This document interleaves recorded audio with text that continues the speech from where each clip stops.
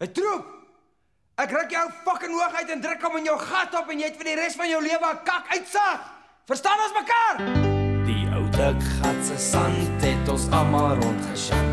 Van vroeg in die môre tot laat in die aand. Hy het gekak en gekerm soos 'n kat oor 'n term. En elke bloody môre was die drol weer daar. Hulle laai hom op 'n dak en vlieg hom na die brug. Maar skaars was hy weg, toe is die donder terug. Want 'n moose welig straal het hom uit die lug gehaal. En bliksem die se sand tot in die hospitaal. Maar sy sand kom terug met sy knaters op sy rug. Sy sand kom terug net die volgende dag. Sy sand kom terug, ja glo vir my dis waar. Die volgende môre was die drol weer daar.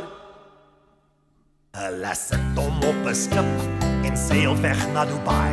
En halfpad oor die see, die ou dik gat afgelaai. Maar die troepe kon nie wen, want die bliksem kon toe swem. Die volgende môre was die drol weer daar. Maar sy sand kom terug met sy knaters op sy rug. Sy sand kom terug net die volgende dag.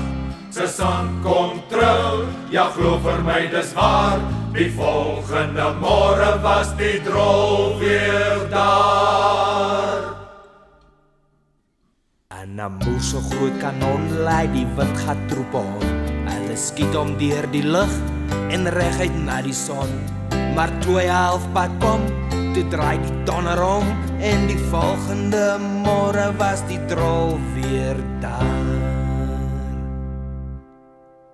Maar sy sand kom terug met sy knaters op sy rug. Sy sand kom terug net die volgende dag.